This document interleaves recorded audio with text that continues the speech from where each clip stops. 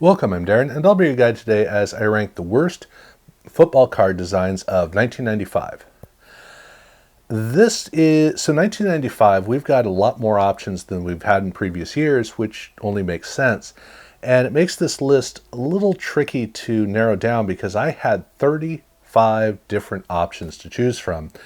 And it's not like I had major sections. Basically, 1995 had a lot of really, really good designs in it. And it only had a few designs that I think were anywhere from mediocre to terrible, to the tune of just 5 that I saw as being in the contention for the 5 worst. But there were another 6 that I really wanted to talk about as honorable mentions. And one of those, thankfully for you, I had to get rid of because I'm not a big fan of Finest until 1997. 1995 is a year where I have to begrudgingly acknowledge that actually it's not a bad design. It's just that Finest is all about great technology. And at the end of the day, they just didn't realize it till 1997, as far as I'm concerned. So I really wanted to put it on the list, but the more I looked at it, I realized it absolutely does not deserve to be on a worst of list. And really, the first 2 honorable mentions I'm going to talk about don't quite belong here either, but I do need to bring them up because of how they are. Well, in one case, it's a card that is a near miss, and then in the other case, it's a card that is, I think, deserving of better appreciation. So the first one is SP Championship. Now, SP Championship is it's the bargain basement version of SP. Not like there are 2 copies of the same card, but it's a set that's designed to be an accessible SP set. So by doing that, you're making cards that aren't cheap. They're still kind of expensive, but they are slightly pricier than normal cards that allow for normal collectors to be able to get kind of an SP experience. And the card is designed down to do that. It's a card that is entirely reliant on really, really good images, and then a card design that has just a few little elements to make it kind of fancy. The problem is that while I think that the images are really strong, I also think that they don't work in a compelling way. I have seen almost none of these cards where the card itself, the image on the card, has drawn my attention and held it. And so when that doesn't happen, you need to have a card that can help to support the image. And unfortunately, the card design doesn't do that. In fact, it almost kind of hinders. It does give a fanciness to the card, and I give it full acknowledgement for that, but that's about the only thing I can say that really works for this card. In fact, the only reason I don't have this further down the list is because it seems fancy. And so every time I look at it, in my heart, I don't want to put it closer to the worst card design, but I really can't let it off the hook. In kind of a reverse of that, I also have Pacific Gridiron. Now, Gridiron comes from the fact that Pacific took at least a lot of its own pictures, and in fact, Michael Kramer is referenced as the photographer for a lot of these images. And while Pacific has long done, if not always, done a good job of having good images, they haven't really had cards that have usually done a great job of showcasing the images, because the way that Pacific images work is they're not built around the wow factor of here is the player, like in a portrait style of a fashion. Instead, you get interesting and compelling images that don't work really well on the small size of a sports card. You need to have more room to be able to appreciate it, and that's literally what Gridiron is designed to do. These cards they're basically 2 to 3 times as big. And by giving the extra real estate for the images, it allows you the opportunity to really see some great images. Not all of them, but a lot of these cards are pretty spectacular, except almost none of these cards have a wow factor. The images don't do that. Instead, this is a card you have to sit down and give it a minute. And once you do, you'll notice that, okay, look, right here, I have Michael Irvin and Rodney Hampton. How often do you see a Michael Irvin card on my videos? I don't like the Cowboys. I hate Michael Irvin. I don't want him to be included here, even for worst of images. I don't want to look at him. And yet this card, I would have chosen this Michael Irvin card as the first card to choose, except I'd already grabbed the Rodney Hampton first, because both of these images are super compelling. They're mini posters and they work that way. But again, they don't grab your eye. They don't grab your attention. You have to invest your time in it. Now that's a lot of talk about images, but the card design is built to get out of the way. It's intended to just be there enough to allow for the card to make sense and then focus on the image, and it does that really well. Unfortunately, this is a card set where you have to go and make the commitment to fully realize the potential of the card. But if you do that, it's actually not bad. So this is another one of those where in this case, this is one I feel needs to be given better attention as opposed to with SP, which is, it's kind of tricky.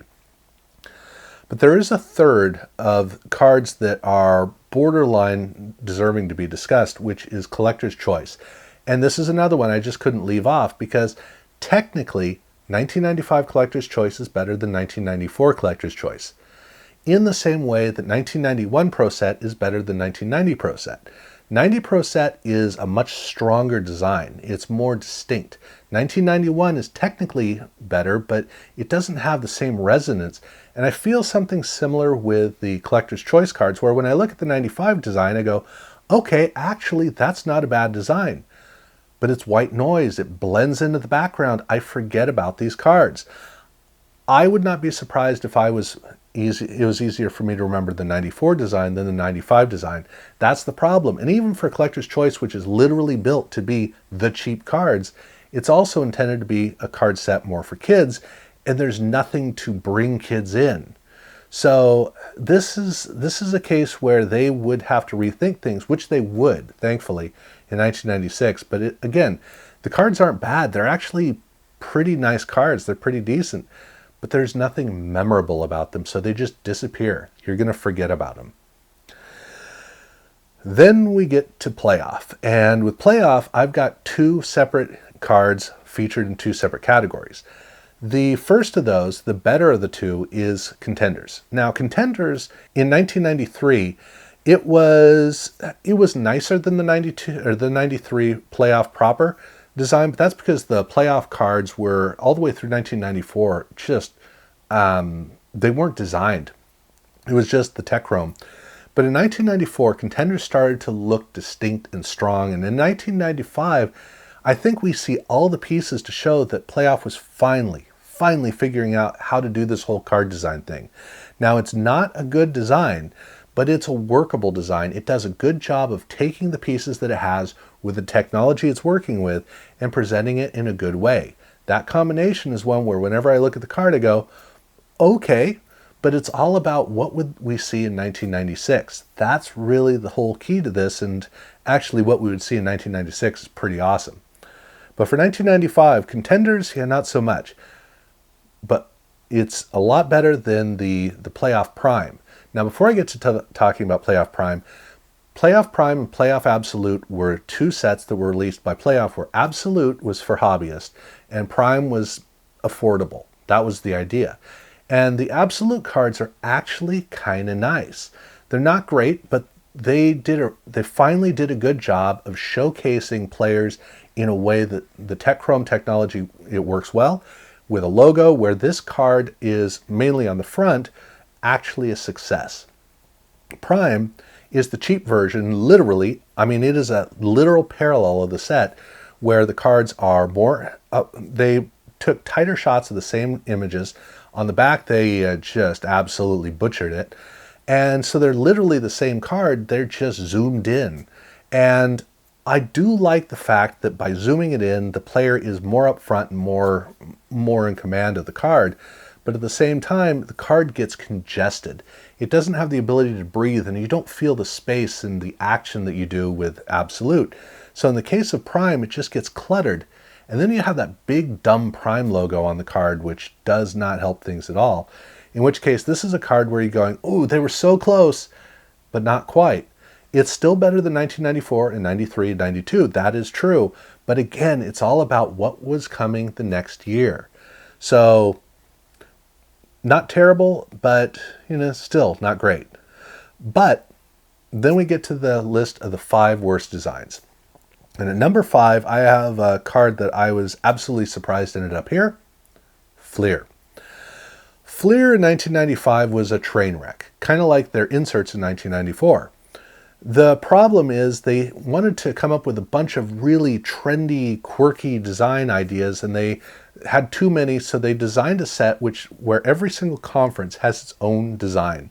So that means that if you go through the card set as it's laid out numerically, what you're going to see is the design change, design change, design change. Eventually you get to, okay, Detroit and Green Bay are right next to each other, so they have the same design, or Cincinnati and Cleveland, they have the same design. So you get little patches in the set where you get to see the same design continuous. But even with those designs, they're not great. Although I have to admit that with the football designs, they're not bad. But I'm gauging this on the worst. And the worst is the division that you get to see here with the Pittsburgh Steelers, which is just a big cluttered mess. That's really the problem with this card. The other cards aren't great, but they'd work pretty well. They're almost like subsets or inserts. They would work better in that way, not as main card sets. But the worst of the divisions is one that is definitely the worst of all of these. The reason I don't have it lower down, though, is because it has a distinct style to it. There's something that's interesting about it. It may not have a wow factor to grab your attention, and yeah, it doesn't even look really like a football card, but there is something that is intriguing about experiencing the card, and that's what's missing on all the rest of these cards. So at number 4, I have action-packed Rookies and Stars. Now, the Rookies and Stars card is a disappointment, mainly because the 1995 Action Pack set I consider to be, up until that point, the second best set. 1991, hands down the best set. I like 95 better than 92. And then 96 would be, a whole nother conversation. But for 1995, they were getting back to designing cards that were actually good. And then they dropped this one, which, look, the image is great. The strength of the colors on the card are fantastic. This is a card I really want to like. It's just that there's something missing, which is the card design, which isn't accurate because all that gold foil down there is literally that. It's the card design. The reason I don't consider it to be the card design is because the one thing this card is really missing is a design theme that is distinct and carries the card. Instead, this is just some gold foil stuck on there that I actually think looks more like a car fender and like those 1940s, 50s chrome pieces that they put behind the wheel that's kind of like moving fast. I mean, eventually the Ferrari Testarossa would have those things for real, but this to me looks like an old 1940s, 1950s car feature. And it doesn't make any sense until you notice that inside that arc is actually a team logo, which is almost impossible to see. There's no way to really showcase it. It's not even centered in it. It's kind of ham-fisted. It's a nice card. It's a really nice card, like Select, except with Select, it actually has a fanciness to it, whereas with this, it looks like there's something. This always looks to me like a misprint. What did they not get on? What did not strike when they were minting this card? That's what I wonder about it. That's the way it feels. It needs something. It really needs it. At number 3, I have a card I'd really like to bump down to number 4, which is Select Certified. This is a card that has always bewildered me because this is supposed to be the pinnacle answer to Finest. That's where they were really gearing this toward, and it's just a mirrored background with, okay, I like the copper foil. I really like the copper foil. In fact, the copper foil is the only reason this is at free as opposed to 2 or potentially 1. It's an element where whenever I look at the card, I am automatically assuming this is supposed to be a nicer card. And I assume it's going to be valuable. That's kind of the best way to describe this card. I wish that they had done a better job, obviously, with the whole concept of it because it's way too simple. But overall, while it doesn't stand out, it at least does have something that is a quality that is endearing all its own. So now at number 2, I have Fleer Ultra. And with Fleer Ultra, this is a great example of how Fleer had a great tradition of doing a lousy job of designing cards. There have been a few years, like the mid to late 1980s had a few good sets, and then Ultra in 92 and 93, and really in 94 had good sets. But for the most part, Fleer had a tough time, and I could almost have put Flair onto this list and given you the trifecta. The problem with Ultra is that Ultra, starting in 1993, had really, really good images. I really like the images in all these sets. It's just that the card design, look, 92 was a great card design. 93, incredible. 94 actually was a good card design. It was a card design that did a good job of showcasing the images. So great for that. And then we would take a break until 1997 where we got another good card design. Here in this case, it's that lack of showcasing, because there is nothing in the card that helps you to look at the image, helps to bring the image out. Instead, you have that plaque with a finial on it that is, it looks stamped on there. It looks stuck on there. It looks like it's in the way, like you got to look around it to see what's behind. It has that kind of a quality to it, and it cheapens the card and it drags the card down. It looks like there's supposed to be basically this looks to me like they were printing two things and they accidentally got the gold stamp on the wrong card. It looks to me like there's supposed to be something else on this card, and this is just what we ended up with. That's not good, and it's the whole stinking set that is affected by this. And I don't even want to get into the parallel, which will be in a video sometime down the road. But as much as I'm disappointed by this, I got to give number one to Pacific. And Pacific, it's really a shame because Pacific was the innovative card of the 90s across all four sports. They were the top dog when it came to coming up with crazy, amazing ideas, but that was mostly in the inserts. And in sets like Crown Royale, we got to see it. But for their actual Crown collection cards, I mean, they started off really well. 1991, 92, and then in 93, oh, what a design. And then 94, I might have actually put that as the worst design. I really don't know. I think there were three that were, interchangeable. But Pacific was one of those.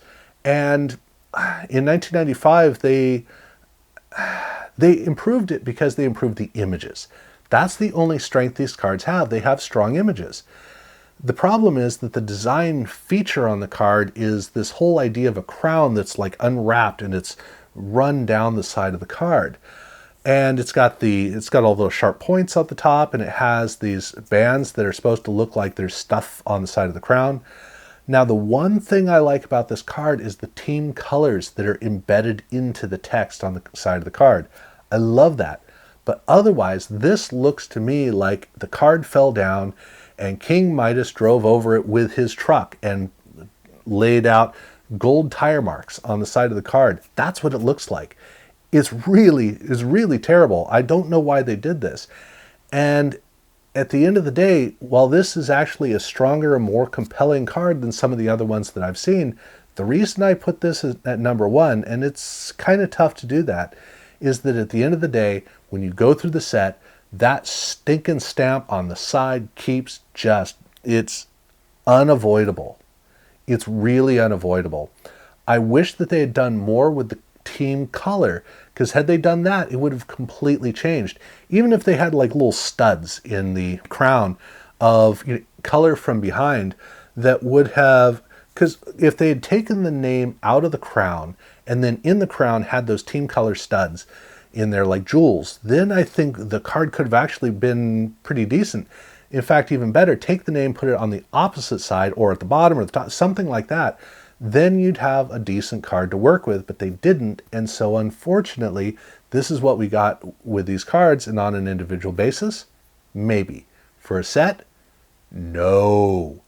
The set looks terrible. They ruined the card. That's the way that I would conclude it. So, and we'll conclude it. Yeah, I think we're here at the end. That to me is the worst football card design of 1995. I am tempted to take number four and put it, or number two and put it at number one. And I might. I may actually make a little bit of change by the time I go to the overall worst. We'll see how that goes. Because really 1, 2, 3, and 4 all could have their day here at this spot. And I might even bring Select Certified down here to number one. I don't know. We'll see how I feel that day. But that's what they all are. They're all interchangeable, and I could go any way with them. But yeah, that's what I've got. So definitely look out for the poll, which will be coming out tomorrow. If you haven't subscribed, please do so. Thank you very much for watching.